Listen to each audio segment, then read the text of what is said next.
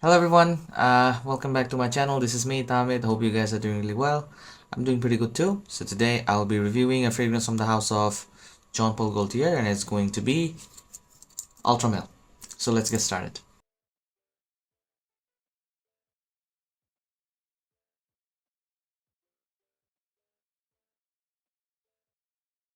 So to start off, as you guys can see, Ultra Male, it basically comes in a tin can.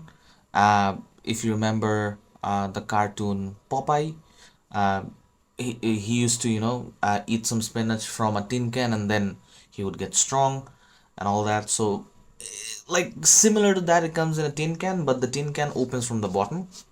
So I've seen a lot of videos on what do you call it, TikTok, or on the on Instagram or whatever whatnot. They try to open the can from the top like a can opener and whatnot, but actually it opens from the bottom. So just letting you guys know, I mean, a lot of people know, actually those who own Jean Paul Gaultier, they already know. And inside of the top part, it's basically hollow, and the little white thing that you are seeing at the inside, very inside, it's basically it houses the sprayer, so that the sprayer doesn't move too much. And it comes in basically a podium based presentation. As you guys can see, it's a podium based presentation. The fragrance actually sits over here and this and that. However, I'm not a huge fan of podium based presentations, because what happens with specifically with this sort of fragrances, when you twist it, there is a high chance of like the bottle coming out from the podium and then falling off. So there's a risk of that, unfortunately. So as you guys can see, the tin can has Jean Paul Gaultier Ultra Male written over here, and nothing to be nothing else on the sides. And on the top there's just a sticker from where this was bought from. This was bought from Shundara. So there goes that. And yeah, this is actually what's underneath, the batch code and all that, barcode and stuff like that. So there goes that. Now coming to the bottle itself, as you guys can see, the bottle is basically a torso of a guy, a male torso, everything. And you know how Jean Paul Gaultier bottle looks like, and this has a very I don't know, like in the camera this would look almost black, the whole bottle, but if you look it up close, it looks like very like deep sort of navy bluish type of bottle up close, but from the camera it kind of looks like total black. But anyways, as you guys can see, some stripes at the chest area and stuff like that, stripes at the back as well, Gaultier written. Yeah, the sprayer, the stopper, as you guys can see, some information engraved on the bottle, and it's a Puig version, so it's a newer version. The BPI version, the older version, basically didn't have like this red sort of podium. They had more of sort of like a clip based system. They had the same tin can like presentation, but they had a clip like presentation. Anyways, so coming to the stopper itself, the stopper, I mean, it kind of does the job. It's metal for sure, but a very thin metal. Does it feel cheap? Sorta. It kind of sort of feels cheap, but it's okay. I mean, it gets the job done. That's it. That's all I'm gonna say. It gets the job done. Um, that's about it. And and then if you see the sprayer, uh, it's quite tall considering uh, like other fragrances. And the sprayer on the Lomal series, it's very good. It's almost sort of pressurized, but not pressurized. But like whenever you like push on this sort of sprayer, it kind of feels like that it's sort of pressurized, but it's actually not, because the distribution is so wide and the way it comes out is so smooth. So it feels like it's pressurized. Feels like it, but actually it's not. Let me show you.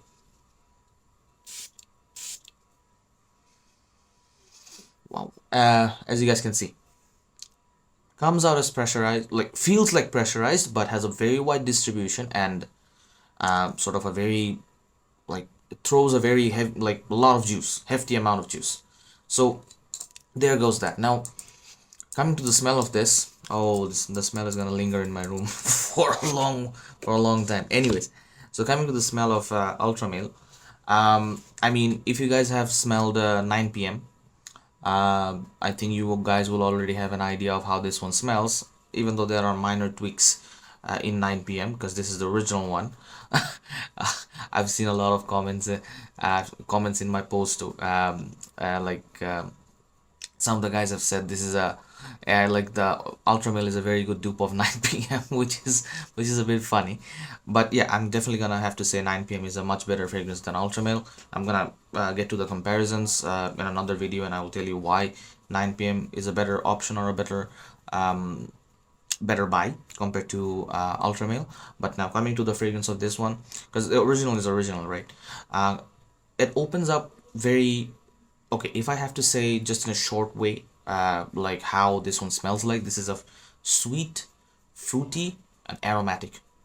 It's sweet first, it then fruity, then aromatic.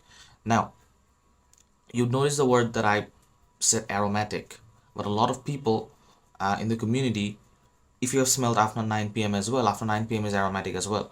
But like most of us, we perceive that very fruity sweetness sort of stuff. But if you actually like concentrate on how the smell is developing and how the smell actually is, you will get some aromatic touches in 9 p.m. as well as in ultra male as well.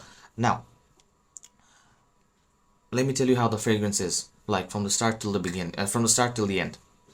It opens up with pear, and like pear, it has a distinctive sort of fruitiness. If you guys have ever tried eating pear or pear like fruits, somewhat like that, pear actually is more of like you could say a sweet fruit rather than a fruity fruit. That makes sense. It has a very distinctive sort of fruitiness, or a distinctive sort of, you could say, sweety fruitiness, sort of like that thing that you can actually instantly pick up. Okay, now this is pear. So it has the distinctive pear note, and for the first, I would say 10 to 15 odd seconds, you would get some citrusy aspects. Some citrusy aspects, yes. Like it does have some citruses up top, some citruses, but the citruses don't feel like it's at the forefront. No, no, no, no. The citruses kind of, like makes the opening well balanced. It doesn't make the opening like too much fruity, too much sweet. It kind of, balances the thing. So it has like opening citruses for 10 to 15 seconds. That's, you could say almost negligible, almost negligible. And after the 10 to 15 seconds, you're gonna get that lavender coming through. Pear and lavender combination. And you're gonna get some vanilla undertones from the get-go. From the get-go, you're gonna get some vanilla undertones. Now, keep in mind, pear and vanilla. These two are basically the starting of this fragrance, or basically the opening of this fragrance. And these two notes, or these two facets of this fragrance, will stay till the end. So keep that pear and vanilla in mind. Pear and lavender in mind. Sorry. So then at the mid notes, after, you could say almost around like 30 odd minutes, when it goes by, the pear and the lavender gets tied to hints and bits of cinnamon and clary sage. Yes, when it hits that clary sage, that lavender clary sage combo actually, brings out the aromatic touches, like the proper aromatic. Like, yes, you can actually smell the lavender straight up front, yes, but it kind of gets overshadowed by the heavy dose of pear. Like, you have to get really close to smell the lavender, but when it hits the mid notes, when the lavender gets paired up with the clary sage note, yes, then you'll get that sort of like that aromatic touch to it, which kind of, resembles like sort of that Lamal DNA. So that lavender and clary sage, it will that only that fraction of a part will actually remind you of Jean-Paul Gaultier Lamal, the original Lamal. So, but yeah, it's just a fraction of the fragrance. Like, you could say around like 10 to 15% of the fragrance. But apart from that, it's just, pear, cinnamon. It's sweet, it's fruity, like, you know, it's vanillic, let's just say. So yeah. And the lavender, as I just mentioned, the lavender gets tied in with the clary sage note, and on the other side of things, the pear gets tied in with cinnamon, and the vanilla kind of, you know, comes up and up and up and up and up. So the vanilla kind of takes over. So then it moves into the dry down, and what you're left with is purely sweet, slight bit of lavender. The clary sage kind of goes away from the mid. What you're left with, like as I just mentioned, vanilla, pear, and lavender. These are the three things that you are basically left with. So it's definitely, it's going to be, so even at the base, like the fruitiness of the pear, it doesn't, you know, stay too much. So at the base, it's going to be mainly sweet with bits and pieces of aromatic touches from the lavender. Yeah, but mainly it's sweet. Mainly it's a very sweet fragrance. So if you like, I'm gonna name a few cheaper alternatives. If you like, let's say Latafa Camera, if you like, I mean, if you have smelled Night PM, you already know what this one is like. So if you like those, you know, sweet fragrances like Surge of Italica, if you like Stronger With You, Intensely, or even the Stronger With You line, because those are like really sweet fragrances. So if you like those sort of like fragrances, like which are really sweet, you will definitely like this, and it's definitely a very likable DNA. And I mean, I can also understand why some of the guys won't like it, because I mean, it probably it won't be right at their wheelhouse. They probably like a bit more spicier, a bit more greener, a bit more barbershoppy sort of fragrance. Yeah, that's their choice. That's okay. But in general, I feel like a lot of guys would appreciate ultra male, and I mean, it's liked by the ladies a lot, a lot. Still, I would say, ladies still likes, they still like ultra male, 100%. Over the original Lamal, over Lamal Le Parfum, over Lamal Elixir. Yep, the ladies, they like ultra male. Yep, still to this day. Yep, it kind of, you know, it kind of goes with most of the ladies' taste, honestly. So it is what it is. I mean, is it a special fragrance? Yes, I would say it is a special fragrance considering the time that it was released. I mean, if you see the current market trends, I mean yeah, I mean, it's been overused, it's been, you know, overcloned and stuff like that. So people kind of feel like, nah, this isn't just worth it anymore. But nah, I mean, if you think of it from when it was released, the time it was released, and the trend that it created, actually, I mean, you have to, I mean, like, you know, put your hats out to this fragrance. I mean, this was sort of like a very unique take on that Lamal DNA. I mean, it kind of, you know, like ventures out like complete. It kind of, you know, follows a completely different path from what Lamal is, and even what Lamal Le Parfum, Lamal Elixir is, because you will find that Lamal DNA more in that Lamal Le Parfum and Lamal Elixir, whereas this one you will find, yes, you will find the Lamal DNA, but it's, you know, tucked in like at the back. It's more to it's more towards a different sort of fragrance, more of that, you know, 1 million.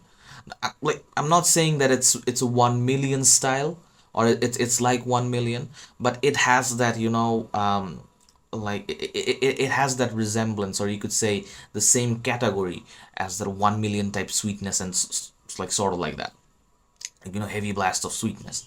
So this is definitely a party banger, a club banger, for sure, 100% for the type of scent profile that it has. There's no doubt about it. Now, coming to the performance side of things, I mean, even with the recent batches, to be honest, I mean, this one still kind of performs. I mean, the older batches, like the BPI version, they used to perform like crazy. Like, they had like almost like 2.5 to 3 hours worth of projection. But this one, if I have to talk about the projection, this one has a projection of 1 hour and 45 minutes, and loud to medium projection. Loud to medium projection. Yes, even though the projection is dialed down a bit, but still I feel like the projection is the power of the projection is still there. But what I still find that is really good about this fragrance is this fragrance still has that sillage.